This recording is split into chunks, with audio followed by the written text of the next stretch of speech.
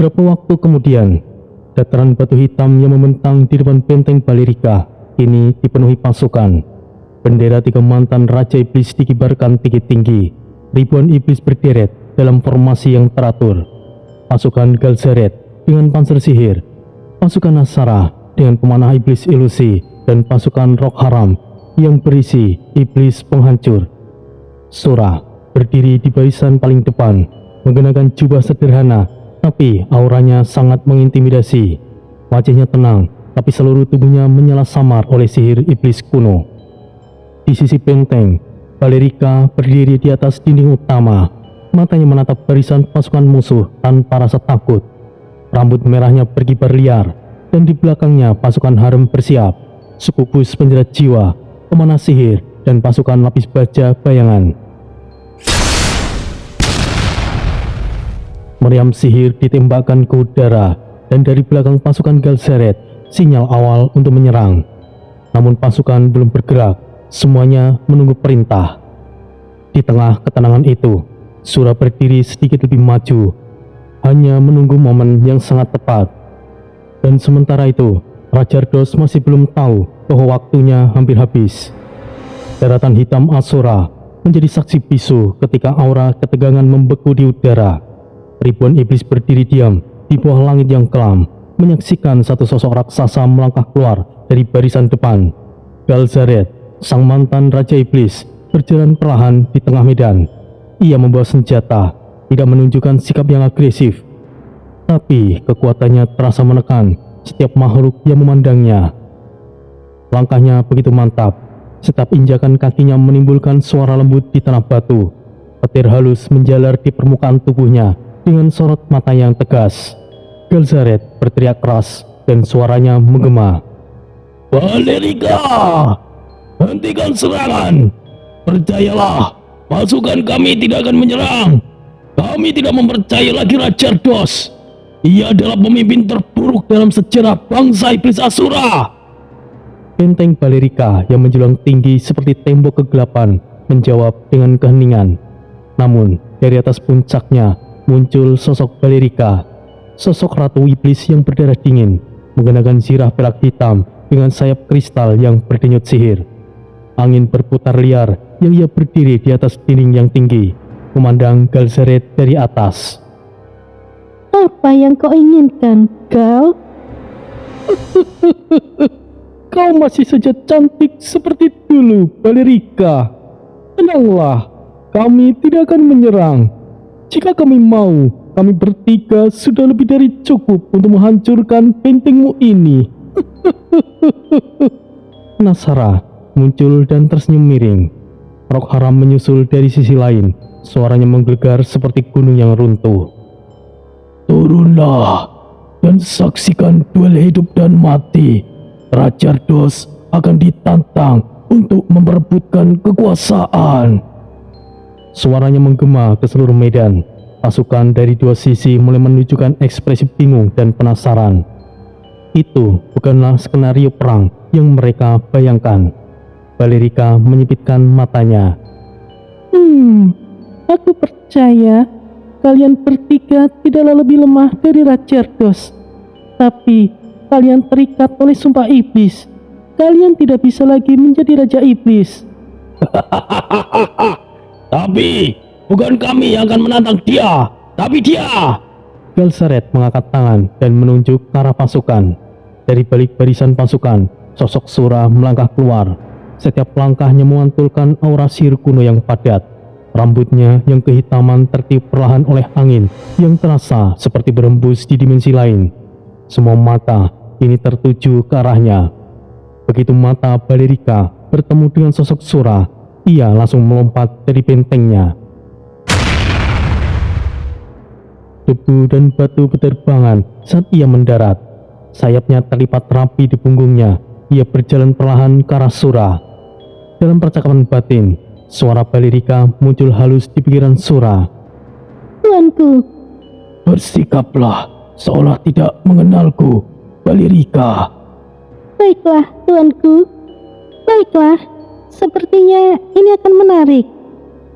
Galzaret menyipitkan mata, masih tidak sepenuhnya percaya. Oh, aku tidak percaya kau akan langsung turun dan mempercayai kata-kata kami. Valerika melirik Gelseret dengan dingin. Tidak, aku tidak percaya padamu, tapi aku masih mempertimbangkan Nasara. Bahkan sampai saat ini kau masih menghormatiku, Valerika. Tanpa menunggu waktu lebih lama, Sura melangkah maju ke tengah lingkaran yang mulai dibentuk oleh para pasukan.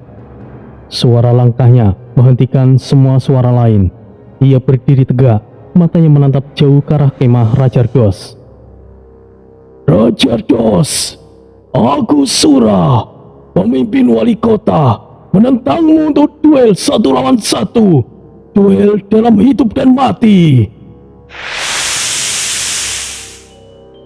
Seketika, sihir di seluruh medan seperti tersedot ke tengah lingkaran. Pasukan dari kedua sisi berhenti total. Mereka mundur dalam diam, membentuk arena bunda raksasa. Tidak ada suara dan tidak ada gerakan. Bahkan, para iblis dengan jiwa liar sekalipun tahu itu adalah ritual duel yang sakral. Di sisi lain medan, di dalam tenda Rajardos, seluruh kemah meledak oleh lontaran sihir Rajardos. Tanah berguncang, pohon-pohon terbang, dan api iblis membakar udara. Para prajurit yang berjaga terpental oleh gelombang kemarahan. Rajardos, sang raja iblis yang angkuh, berdiri dengan tubuh terbungkus sirah-sihir naga. Matanya menyala merah, menyala oleh amarah. Kurang ajar, Sura. Beraninya dia menantangku di saat situasi seperti ini. Aku akan lumat dia pelan-pelan. Ia mengepalkan tangannya dan teleportasi langsung ke tengah arena. Suara sihir menghantam seperti ledakan petir. Rajardos muncul di hadapan semuanya. Tanah terbelah dan energi iblisnya menyebar liar seperti badai. Ia menatap Sura dengan penuh kemarahan. Beraninya seorang penguasa kota. Tidak, kau hanyalah seorang pimpinan desa. Berani menentangku. Ini adalah penghinaan. Sura tidak bergeming. Ia hanya menatap balik tanpa gentar. Arena ini benar-benar terbentuk. Para prajurit iblis menyaksikan dengan mata melebar. Mulut mereka tertutup dan jiwa mereka bergetar. Duel akan segera dimulai. Darah akan segera tumpah. Sejarah bangsa iblis Asura akan berubah malam itu. Di tengah medan hitam pekat yang telah berubah menjadi arena duel sakral, Sura berdiri tegak. Garis sihir membentuk lingkaran raksasa, membakar tanah sekelilingnya dengan simbol-simbol iblis kuno yang berpendar merah keunguan. Ribuan pasukan iblis berdiri membentuk pagar manusia. Tidak ada suara, bahkan angin sekalipun terasa enggan untuk bergerak. Namun, sorot mata mereka menyala penuh antusias. Hiruk-pikuk obrolan terjadi di antara barisan. Sebagian tertahan, sebagian berbisik dengan kasar. Itu adalah Sura, pemimpin kota kecil itu. Beraninya menantang Rajardos. Wah, dia sudah gila. Tapi, lihat saja auranya. Dia bukanlah iblis sembarangan. Di tengah arena, Sura berdiri tanpa rasa gentar. Mantelnya berkibar perlahan. Mata kuning pekatnya menatap lurus ke depan.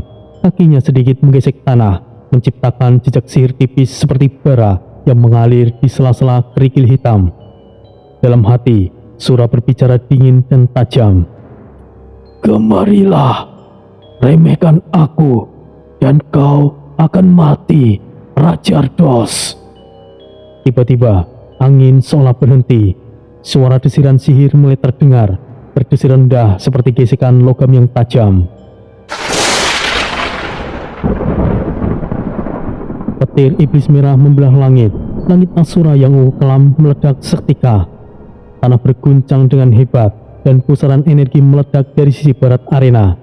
Tanah terbelah dan di dalamnya melompat keluar Rajardos dengan penuh amarah. Tubuhnya dilapisi zirah iblis berbentuk tulang naga. Sihirnya membakar udara sekitar. Setiap melangkahnya membuat tanah meleleh dan menghitam. Sorak-sorai para iblis mulai terdengar. Hei, lihat! Dia Rajardos! Akhirnya, ini akan menjadi duel pembantaian. Si bodoh itu, si Sura pasti akan hancur. Rajardos melangkah ke tengah arena, matanya menatap Sura tanpa kedipan. Aura kegelapan di sekelilingnya membuat pasukan berdiri terlalu dekat harus mundur. Rajardos menatap dingin dan mematikan. Sura, kau akan menyesal telah menyebut namaku dengan nada serendah itu. Sura tidak menjawab, hanya tersenyum tipis yang muncul di sudut bibirnya. Ia tidak bergerak, tidak mengambil apa-apa. Keduanya kini berdiri hanya beberapa langkah. Aura membungkus tubuh masing-masing. Udara di antara mereka menekan, membentuk getaran yang tidak kasat mata. Satu tekanan energi dilepaskan Rajardos tanpa peringatan. Tanah terbelah memanjang, tapi Sura hanya mengangkat tangan dan menyentuh dengan 2 jari. Satu gelombang perisai yang tidak kasat mata membelokkan energi itu dengan mudah. Galsareth di pinggir arena bergumam dengan pelan. Dia bahkan belum memulai. Arogansi akan menjadi kehancurannya. Suara genderang iblis mulai ditabuh dari arah barat. Duel suci telah dimulai. Para pasukan iblis dari segala penjuru menahan nafas. Tidak ada yang berani berkedip. 2 penguasa berdiri berhadapan dan hanya satu yang akan keluar hidup-hidup. Langit alam iblis Asura seperti merespon duel sakral yang akan segera dimulai.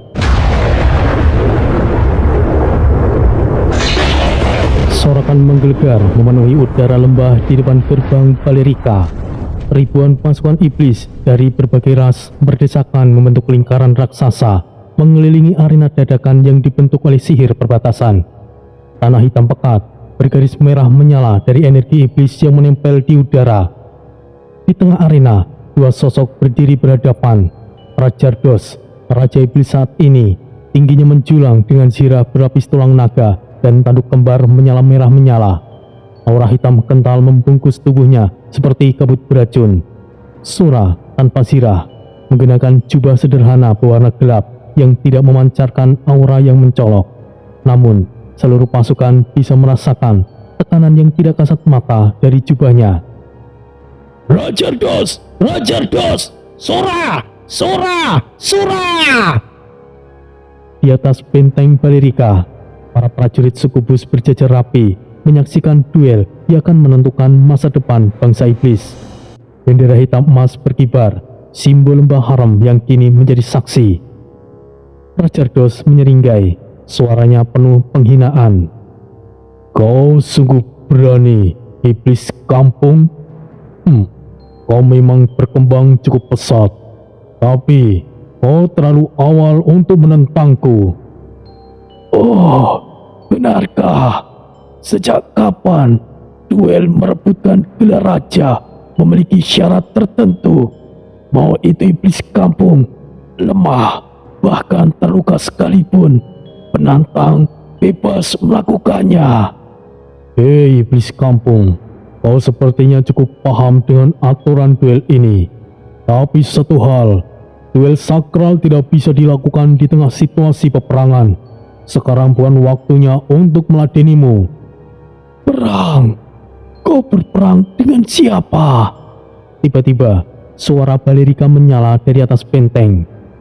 Apa yang dikatakan itu tidak benar. Ini bukanlah peperangan, Rajardos. Kau menyerang wilayah haram, yang mana masih bagian dari wilayah Asura. Aku sebagai pemimpin lembah ini tidak keberatan dengan duel sakral ini dilanjutkan. Ya, lanjutkan, lanjutkan. Lanjutkan, lanjutkan. Biarkan mereka bertarung. Sorakan langsung menyusul. Kerumunan bergemuruh. Energi iblis menari di udara. Rajardos mengangkat tangannya. Diam! Satu dentuman tekanan sihir menghantam ke segala arah. Debu berhamburan, tanah terangkat. Sorakan langsung berhenti, berganti keheningan yang mencekam. Rajardos menatap tajam ke arah Sura. Berisik. Baiklah, jika kau sangat ingin mati, maka akan aku kabulkan. Tanpa basa-basi, Rajardos mengaktifkan keilmuannya. Gelombang sihir berat menghantam arena. Tanah di bawah kaki Sura amblas seketika. Kaki Sura tenggelam setengah hingga lutut. Tubuhnya ditekan ke bawah oleh gaya gravitasi buatan. Begitu hebat hingga batu di bawahnya mulai retak.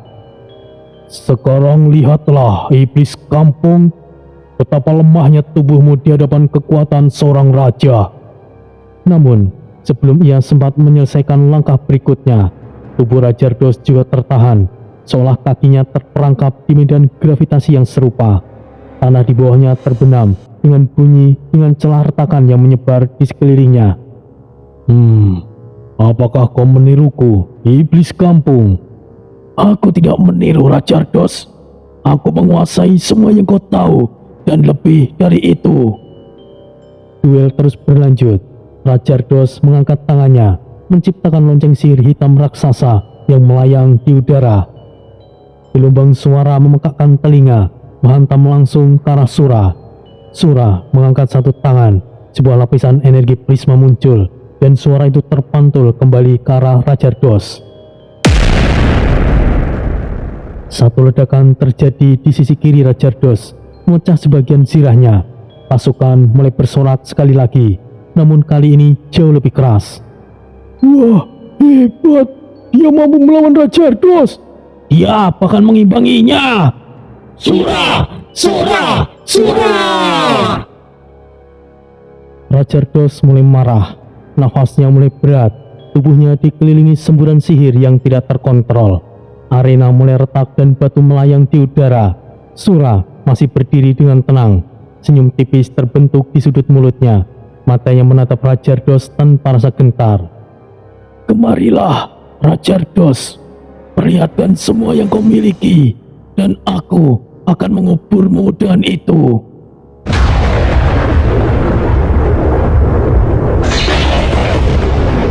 Gelombang energi meledak dari tengah arena. Debu dan batu berterbangan, menciptakan pusaran asap hitam pekat yang membungkus kedua petarung. Angin dari ledakan menyapu garis depan pasukan, membuat beberapa prajurit terdorong mundur. Ketika asap mereda, Sura dan Raja Ardos terlihat terpental ke arah berlawanan. Darah mengalir dari sudut bibir masing-masing. Keduanya berdiri goyah, tapi tetap bertahan.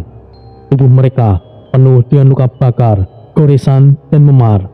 Meskipun begitu, sorot mata mereka masih menyala tajam. Galzaret memandangi arena dengan takjub. Lihatlah betapa luar biasanya Sura. Nasara mengangguk. Aku setuju. Ia memiliki potensi yang tinggi, bahkan untuk ukuran seorang iblis muda. Rok Haram mengepalkan tinjunya perlahan. Semoga ia bisa menang. Aku cukup menyukai bocah itu. Valerika tidak bersuara. Ia berdiri di sisi menara benteng. Matanya fokus penuh pada arena. Rahangnya mengeras, namun ada secercah emosi yang sulit terbaca di wajahnya. Di tengah arena, Raja Ardos berdiri dengan nafas yang berat. Dalam hati, ia mulai merasakan panik. Sial, bagaimana iblis kampung itu bisa sekuat ini? Aku bahkan belum pernah terdesak sejauh ini. Aku tidak bisa menahan diri lagi. Raja Ardos mengangkat tangannya. Kau telah berkembang pesat, iblis kampung, tapi aku tidak akan main-main lagi kali ini. Dari udara, pusaran sihir hitam pekat mengumpal dan membentuk sebuah pedang besar berwarna hitam legam, tapi bergetar karena energi iblis murni yang mengalir liar. Sura hanya tersenyum kecil. Wah, akhirnya kau serius juga.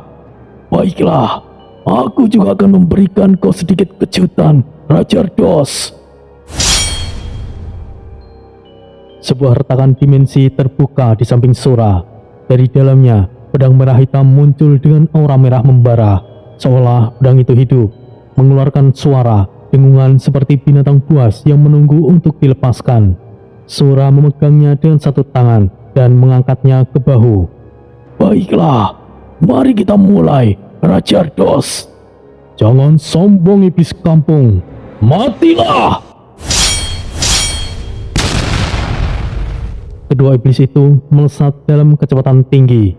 Benturan pedang pertama membentuk gelombang kejut menyebar ke seluruh arena, membuat para prajurit iblis terdekat terdorong ke belakang, sebagian bahkan langsung jatuh tersungkur.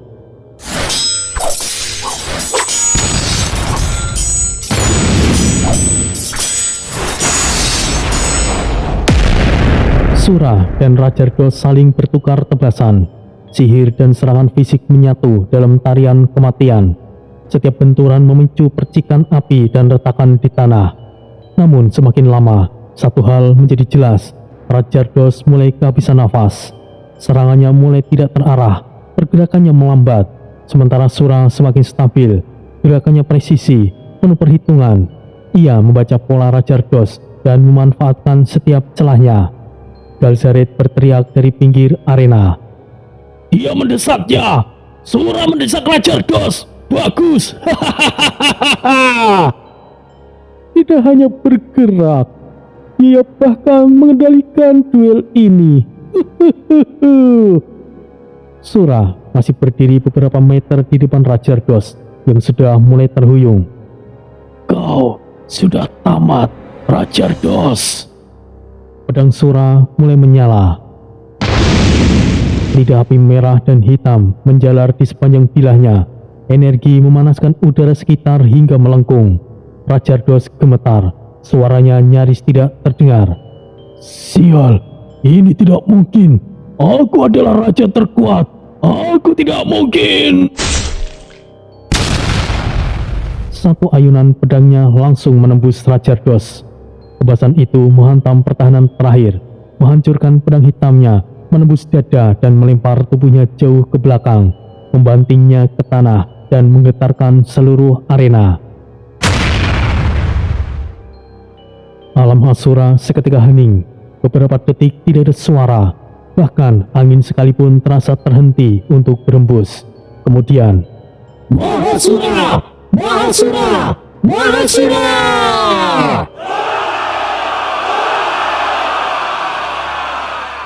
sorakan meledak. Seluruh pasukan, termasuk dari faksi netral, meledak dalam semangat. Suara mereka bergemuruh hingga mengguncang benteng dan langit.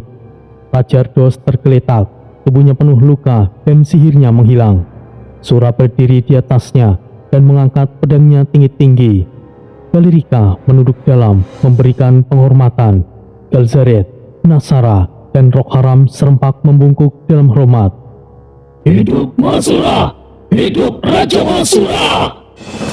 Di tengah arena, dengan mata tajam mengawasi ribuan pasang mata yang menatapnya, Sura menatap langit. Ia tidak tersenyum, ia hanya diam, seolah ia tahu itu hanyalah awal dari sesuatu yang jauh lebih besar.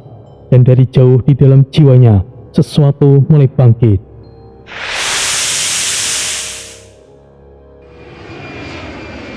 Dan sementara itu, di lokasi Tori, Bandara Internasional Kingford Smith, Sydney, Australia, keramaian Bandara Kingford Smith terasa padat seperti biasa. Suara pengumuman keberangkatan dan kedatangan terdengar berulang-ulang dari speaker yang menggantung di langit-langit. Di antara para penumpang dan wisatawan yang hilir mudik, Tori dan Wataru berjalan pelan melewati gerbang kedatangan. Tori mengangkat wajahnya, mata yang menyapu ruangan megah itu. Wah, bandara yang luar biasa. Ini baru pertama kalinya aku kemari, ucapnya sambil mengangguk dengan kagum. Wataru menoleh dengan cepat. Benarkah Paman Tori baru pertama kalinya ke sini? Aku dengar Paman sudah menjelajah kemana saja. Bukan seperti itu, Wataru. Ya, mungkin itu benar, tapi tidak semuanya secara fisik. Banyak tempat yang kutelusuri hanya lewat perantara jiwa dan dimensi. Tapi melihat dunia nyata seperti ini selalu punya kesan yang berbeda, Wataru. Mereka berdua kemudian berjalan menuju pintu keluar terminal. Di sana, angin musim semi Australia menyambut hangat dengan aroma khas pepohonan dan aspal yang mengering di bawah matahari. Tori menoleh sekali lagi. Ngomong-ngomong, orang tuamu tinggal di mana, Wataru? Apakah jauh dari sini? Kami tinggal di pedesaan, Paman. Tapi di sana sangat nyaman. Namanya Mitagong. Sekitar 1,5 jam dari Sydney. Udara di sana segar. Dan aku senang tumbuh di tempat itu, Paman. Ya, desa yang bagus, lembah hijau, dan udara bersih selalu menjadi penyembuh alam jiwa. Aku sudah menghubungi ibu, Paman. Mungkin mereka sudah menyebut kita. Dan tidak lama kemudian, Ibu! teriakan Wataru membelah suara kendaraan dan langkah kaki. Ia melambaikan tangannya sambil berlari. Wataru? Reta, ibunya Wataru, membuka tangannya lebar dan menyambut pelukan anaknya dengan air mata kebahagiaan. Ia memeluk Wataru erat-erat, tidak peduli dengan keramaian di sekitarnya. Ibu sangat merindukanmu, nak. Lihatlah, kau sudah menjadi pemuda yang sangat tampan. Ucapnya dengan suara yang bergetar. Tori berdiri di belakang Wataru dengan senyuman yang hangat. Lama tidak berjumpa, Reta. Bang Tori, terima kasih telah menemani Wataru sejauh ini. Di mana Hiro? Itu benar, aku tidak melihat ayah. Hiro tidak bisa ikut menjemput. Ada pekerjaan yang tidak bisa ia tunda. Kau tahu sendiri, ia masih aktif mengurus perusahaannya, sekaligus mengelola pusat di Jepang dan di beberapa negara lainnya. Oh, baiklah. Jika begitu, mari kita berangkat. Setelah perjalanan darat sekitar 1,5 jam, mobil mereka tiba di sebuah desa kecil nan tenang, Mitagong. Desa itu dikelilingi oleh pegunungan rendah dan hutan eukaliptus. Rumah-rumah berdinding bata merah dan taman-taman kecil dipenuhi bunga warna-warni nampak menyatu harmonis dengan alam. Mobil berhenti di depan sebuah rumah bergaya klasik Australia dengan beranda luas dan pagar kayu putih. Tori melangkah keluar, menghirup dalam-dalam udara yang segar. Tempat yang sangat nyaman. Bagaimana denganmu, Reta? Tinggal di tempat seperti ini? Reta mengangguk. Aku cukup senang, Bang Tori, dan tentunya membuatku nyaman. Sekalipun ini adalah desa, aku suka kesunyian seperti ini. Tidak ada kebisingan, tidak ada hiruk-pikuk kota. Tori menoleh, mengamati pohon gum tree yang bergoyang perlahan tertiup angin. Syukurlah jika kau merasa nyaman, Reta. Bang Tori, bagaimana kabar Rizka dan tentang pernikahan kalian? Tori kemudian duduk di kursi kayu teras, menatap lurus ke halaman depan. Rizka baik-baik saja, yang kebanyakan sekarang menggantikan tugas-tugas kecilku di dunia nyata. Dia lebih tahu dari siapapun tentang diriku. Soal pernikahan, kami menundanya. Ada hal yang jauh lebih penting dari sekedar perasaan. Ini tentang Nusantara. Rizka pasti sangat kuat. Aku percaya ia bisa memahamimu, Bang Tori. Namun di sisi lain, aku merasa kasihan dengannya.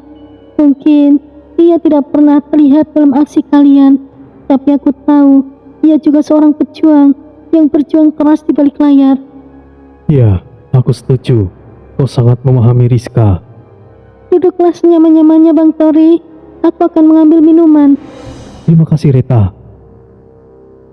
Tori dan Wataru duduk berdua di teras rumah itu. Langit Mitagong siang itu berwarna biru terang. Hanya beberapa awan putih melayang perlahan. Burung-burung lokal berkicau di kejauhan. Angin lembut berhembus, membawa aroma bunga dan tanah yang mengering setelah hujan semalam. Wataru bersandar di sandaran kursi. Paman, aku merasa tenang sekali di sini. Tapi kenapa aku merasa seperti ada sesuatu yang akan terjadi? Karena memang mungkin sesuatu akan terjadi, Wataru. Maksud Paman apa? Tori menatap lurus di cakrawala. Dari sinilah mungkin takdirmu mulai berjalan, Wataru.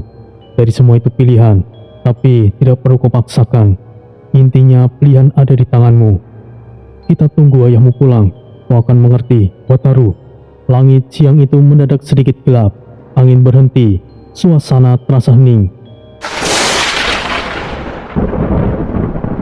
Suara petir halus terdengar dari kejauhan. Jauh, tapi cukup untuk membuat kaca-kaca rumah bergetar dengan tipis. Gemuruh yang kecil, tapi getarannya sangat luar biasa. Begitulah di sini, Paman. Kau akan terbiasa nanti. Sore hari yang tenang menyelimuti desa Mitagong. Angin sejuk dari pegunungan berembus perlahan, menggoyangkan dedaunan di sekitar rumah keluarga Takeda. Matahari mulai turun memberikan cahaya hangat keemasan, menambah suasana damai dan akrab di teras depan rumah yang dikelilingi kebun kecil berisi bunga dan rumput hijau yang rapi. Tori, Reta, dan Wataru duduk bersantai di kursi rotan dengan meja kecil di tengah. Di atasnya tersaji secangkir teh hangat, beberapa botol bir ringan, serta cemilan khas Australia seperti Lamington, Tim Tam, dan lainnya. Tori menyesap tehnya perlahan, lalu menoleh pada Reta. "Kapan Hiro akan pulang, Reta?" Aku sudah mengabarinya dari tadi. Mungkin sore ini pasti dia pulang, Bang Tori. Wataru duduk bersandar di kursinya, menatap ibunya dengan serius. Ibu, apakah ayah jarang pulang? Kau bisa mengerti situasinya, Wataru. Ya, itu memang benar. Ayahmu sangat jarang pulang. Dalam sebulan, bisa 1 atau 2 kali saja. Perusahaan yang ia urus di sini tidaklah kecil. Ia sangat sibuk, bahkan terlalu sibuk. Tori menyilangkan kaki sambil mengangguk perlahan. Apakah di Australia juga cabang dari perusahaan Takeda, sama seperti di Jepang? Iya, Bang Tori. Perusahaan Takeda sudah cukup besar. Tidak hanya di Jepang, tapi juga di sini. Kami tidak bisa menetap di Jepang karena sesuatu kejadian saat itu. Jadi, Hiro memutuskan untuk memusatkan semuanya di Australia. Obrolan mereka terus berlanjut dengan santai. Suara burung kakabura terdengar samar di kejauhan. Langit sore mulai berubah warna menjadi oranye pucat. Bayangan pepohonan memanjang ke halaman. Lalu terdengar suara mobil dari kejauhan.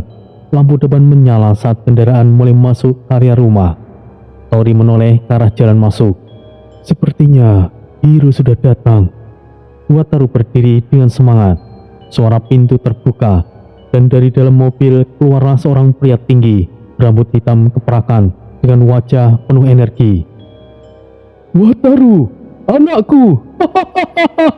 Lihatlah jagoan ayah sekarang.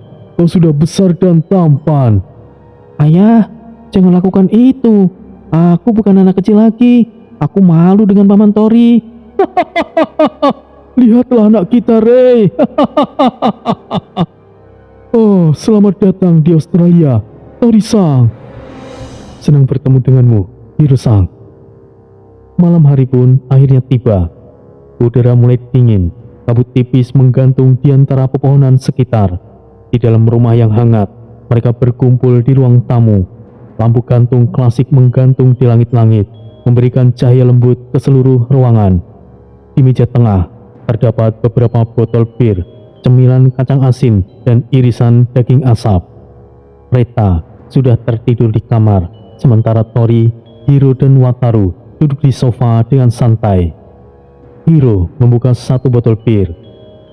"Sudah lama sejak kejadian di Jepang, Tori-san.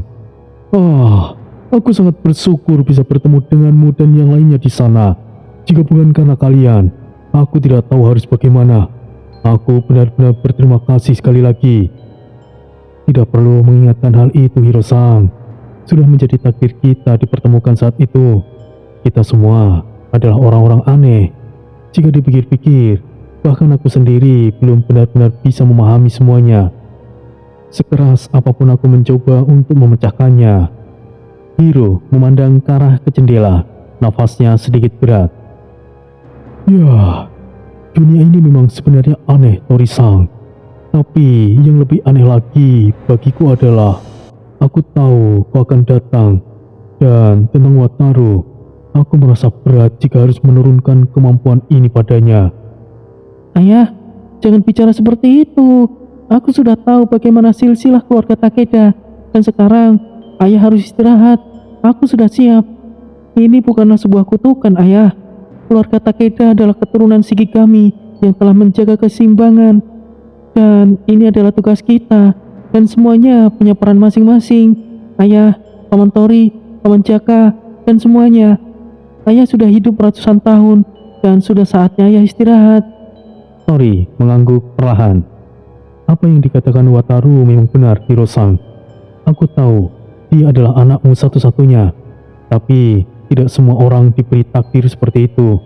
Aku baru saja mendapatkan informasi dari ayahku. Kita ini adalah manusia pilihan yang mendapatkan gelar pemangku dalam ajaran leluhurku. Dan aku rasa kau tahu lebih banyak dariku, Hiro-san. Tujuanku kemari juga salah satunya untuk menanyakan hal ini. Hiro terdiam. Ia menatap Tori cukup lama, lalu menghela nafas panjang. Wah, kau benar Tori-san. Dan keluarga Takeda termasuk ke dalam golongan Mangkunyowo. Ia meletakkan botol birnya di meja. Suaranya menjadi dalam dan berat. Setiap manusia ditakdirkan sebagai pemangku, memiliki gelar unik masing-masing. Mangku langit, mangku bumi, mangku rogo, dan lainnya. Mereka semua punya kemampuan yang sama, umur panjang, dan tidak bisa mati sebelum misinya selesai, Tori-san. Dalam satu keluarga, hanya satu orang yang bisa menjadi pemangku, tapi tidak sembarangan keturunan biasa bisa meneruskan gelar itu. Ada syarat-syaratnya, dan kadang itu tidak masuk akal. Wataru menyimak tanpa suara, dan Hiro melanjutkan. Misiku sebenarnya belum selesai. Karena itu, aku belum bisa mati. Bahkan jika aku ingin, misi itu sesuatu yang sangat mustahil untuk diselesaikan dalam kehidupan biasa. Dan aku takut Wataru harus menanggungnya setelahku. Tori mengangguk dengan pelan. Aku mengerti, tapi Hiro-san, kau pernah bilang dulu bahwa dunia manusia lebih luas dari yang kita tahu. Ya, itu benar. Dunia manusia tidak hanya di bumi saja, Tori-san. Di galaksi lain, di luar Bima Sakti, ada ribuan planet dengan kehidupan manusia juga. Dan sebagian dari mereka juga memiliki pemangku. Semua itu tidak bisa dibuktikan dengan logika, karena logika manusia terbatas pada apa yang bisa mereka lihat. Selama ini, kalian menjelajah dunia spiritual dan menyadari betapa luasnya itu. Dunia manusia pun sama. Dunia spiritual dan dunia manusia memiliki rasio 50:50. Satu tidak bisa tanpa ada yang lainnya. Tori menyandarkan tubuhnya. Lalu, soal ayahku, aku masih belum bisa memahaminya. Banyak rahasia yang belum ia sampaikan. Hiro mengangguk dengan perlahan. Aku tidak bisa menjelaskan secara tepat, Tori-san. Tapi satu hal yang pasti, waktunya akan tiba. Dan kau, Tori-san, kau pasti akan mengetahuinya. Tapi jangan terlalu terburu. Semua akan terungkap pada saat waktunya. Suasana menjadi hening sejenak. Di luar rumah, angin malam kembali berhembus. Jauh di kejauhan, terdengar suara serangga malam dan burung hantu lokal. Wataru membuka suara. Lalu, apakah langkah kita berikutnya? Kau harus bertanya pada ayahmu, Wataru. Malam semakin larut. Jam dinding di ruang tamu berdentang 3 kali, menandakan pukul tengah malam. Di luar, suara binatang malam Australia seperti kukabura masih terdengar samar. Lampu gantung di ruangan tamu memberikan cahaya kekuningan yang hangat, menambah rasa nyaman di tengah obrolan yang semakin dalam antara Tori, Hiro, dan Wataru. Di atas meja kayu bundar, botol bir tinggal setengah, mangkuk berisi kacang asin hampir kosong. Mereka bertiga duduk bersantai, namun raut wajah serius tidak bisa ditutupi. Tori menghela nafas pelan, matanya menatap kosong ke gelas di tangannya. Bahkan dirimu sekalipun tidak benar-benar tahu tentang semua ini, Hiro-san. Itu artinya Ki Sabto, ayah Jaka, juga mungkin tidak tahu apa-apa. Hiro menyandarkan tubuhnya ke kursi, lalu mengangguk pelan. Maaf mengecewakanmu yang datang jauh-jauh kemari, Tori-san. Tapi soal Ki Sabto, kenyataannya beliau jauh lebih tua dariku. Tori menatap Hiro dengan sedikit terkejut. Hiro kemudian melanjutkan. Sudah berapa lama beliau hidup, sampai-sampai ia lupa kapan ia lahir. Dan aku yakin beliau juga salah satu manusia yang memiliki gelar pemangku. Meskipun aku tidak begitu tahu gelarnya apa, Tori-san. Tapi dugaanku, beliau adalah Mangku Bumi. Wataru mendengarkan dengan penuh perhatian. Sesekali menatap wajah ayahnya, lalu beralih ke arah Tori. Tori hanya tersenyum tipis. Aku sama sekali tidak kecewa, Hiro-san. Aku sudah siap dengan segala kemungkinannya. Setidaknya aku bisa bertemu dengan kalian. Ray juga baik-baik saja. Itu membuatku tenang. Hening menyelimuti mereka beberapa saat. Hanya suara detak jam dan angin malam dari celah jendela yang terdengar. Mereka masing-masing mengambil waktu menikmati sisa minuman mereka. Lalu Hiro bersuara, suaranya dalam dan mantap. Baiklah, Wataru. Ayah sudah memutuskan kau akan mewarisi darah Sokenbi sepenuhnya. Ayah percaya kau jauh lebih berbakat dari ayah, dan mungkin, hanya mungkin, kau bisa menyelesaikan misi takdir ini. Aku sudah siap, Ayah. Hiro tersenyum dengan bangga. Bagus, maka besok pagi kita akan pergi ke peninsula di Queensland Utara. Ada sebuah gua di sana bernama Cape York. Disitulah ayah menyimpan sesuatu yang berhubungan dengan warisan ini. Ayah, bukankah itu wilayah para suku Aborigin? Aku dengar mereka kurang ramah. Itu tidaklah sepenuhnya benar, tapi ayah mengenal beberapa suku dari wilayah sana, khususnya dari suku Yalanji dan kuku Yalanji. Mereka sangat baik dan sangat menjaga warisan nenek moyang mereka.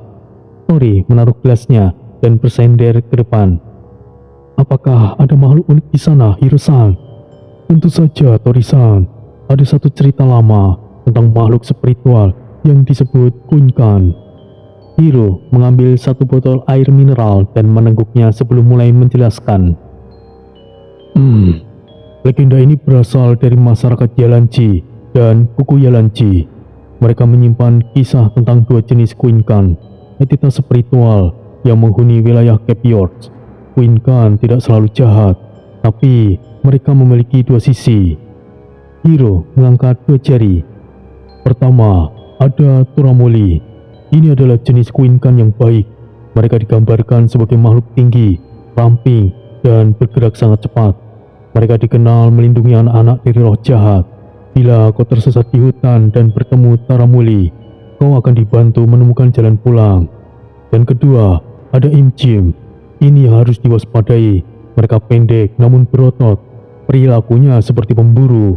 Mereka menyukai malam, senang menculik anak-anak, kadang orang dewasa, hanya untuk menakut-nakuti atau jauh lebih buruk, seperti menahan jiwa mereka hingga sampai membunuh. Wataru bergidik sedikit. Bagaimana wujud mereka, Ayah? Imjim punya mata besar yang menyala, tubuhnya berlapis seperti kulit binatang, dan mulutnya penuh taring. Suaranya seperti bisikan campur geraman. Saat malam gelap, kau bisa mendengar suara nafas mereka mendekat. Seperti ini. Hiro mencondongkan badan sedikit, menirukan suara geraman rendah. Kau menakut-nakuti anakmu, Hiro-san. Ini bukan lelucon, Tori-san. Kunkan benar-benar ada, dan gua tempat warisan Sokenbi berada dijaga oleh mereka. Jika kita tidak waspada, bahkan kita bisa tersesat selamanya di dalam gua itu. Jadi, apakah besok kita akan benar-benar ke sana, Hiro-san? Ya, perjalanan dari sini sekitar 2 jam terbang ke utara. Lalu kita akan masuk hutan dan menyelusuri jalur nenek moyang. Tidak mudah, tapi aku sudah mengatur semuanya. Aku tidak sabar, Ayah. Ini akan jadi pengalaman yang luar biasa. Sepertinya ini akan menarik. Baiklah, aku menantikan besok. Hiro berdiri perlahan, lalu meregangkan badannya.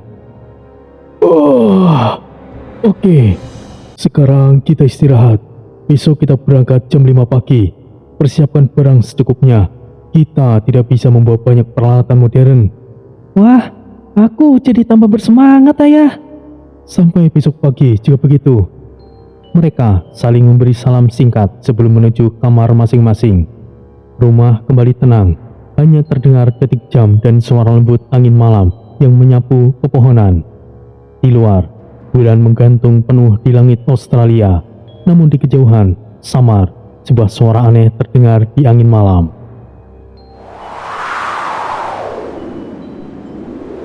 Pagi itu, sinar mentari menembus kaca jendela rumah Hiro, menyinari rumah makan yang sudah dipenuhi aroma kopi hitam, roti panggang, dan sup miso hangat.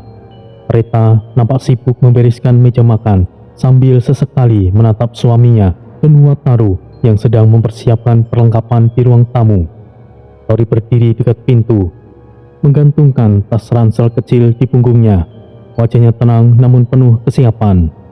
Reta menatap mereka satu persatu, lalu berkata dengan suara pelan, Kalian berhati-hatilah, semoga berhasil. Hiro mendekat, mengusap lembut bahu istrinya. Itu pasti, Rei. Maaf selalu merepotkanmu.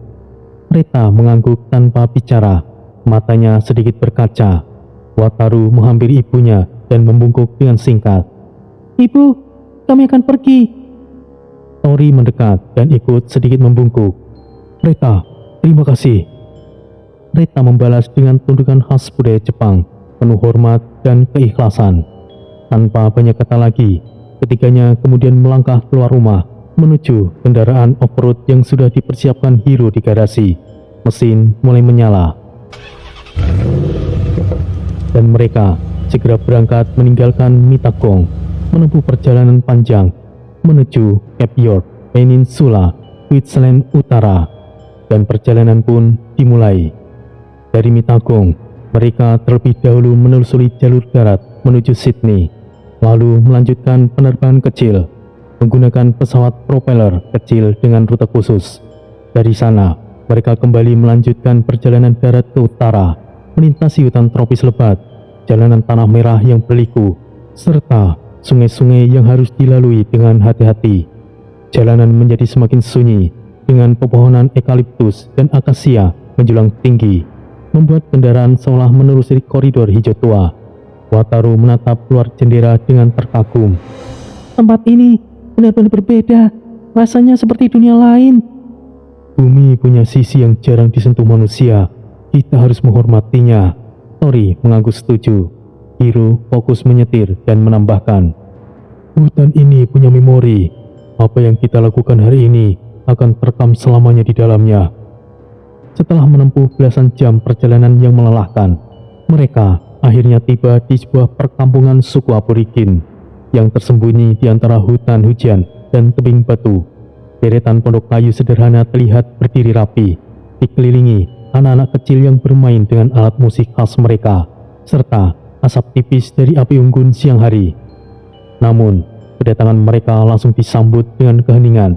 Beberapa pria aborigin bersenjata tombak dan bumerang berdiri dengan siaga, menatap mereka tajam, penuh curiga. Wataru melangkah maju. Ayah, sepertinya mereka tidak menyambut kita. Hiro mengangkat tangan, lalu berbicara dalam bahasa daerah mereka dengan lancar dan penuh hormat. Ngajiwalu, ngajibalka, yaku Hiro Takeda, ngajiwadi. Salah satu pria tua yang berada di tengah kelompok nampak terkejut, lalu tersenyum lebar. Oh, Hiro! Serunya. Ia maju dan memeluk Hiro dengan hangat. Ketegangan langsung mencair. Pria tua itu adalah kepala suku yang bernama Bungal Wiri. Ia mempersilahkan mereka masuk ke area kampung. Mereka kemudian dibawa ke pondok utama yang terbuat dari kayu besar dengan dinding rotan dan atap serat alam. Di dalamnya, suasana tenang dan penuh aroma kayu bakar. Bungal Wiri duduk bersila, diapit dua tetua suku. Ia menatap Hiro dengan hangat. Kau datang kembali, Hiro. Seperti mimpi, suku kami tidak akan lupa. Dahulu kau selamatkan kami dari makhluk hitam di malam itu. Hiro menunduk dengan hormat. Aku datang kembali, Tuan Wiri, dan sekarang aku ingin mengambil sesuatu yang pernah aku tinggalkan di Gua Cape York. Aku tahu hari ini akan tiba, Hiro. Leluhur kami sudah mengisyaratkan api lama akan kembali. Lalu, siapa mereka, Hiro? Ia adalah anakku, Wataru, dan ini temanku Tori. Mereka datang untuk membantu. Bungal Wiri berdiri dan mengangkat tangannya ke udara.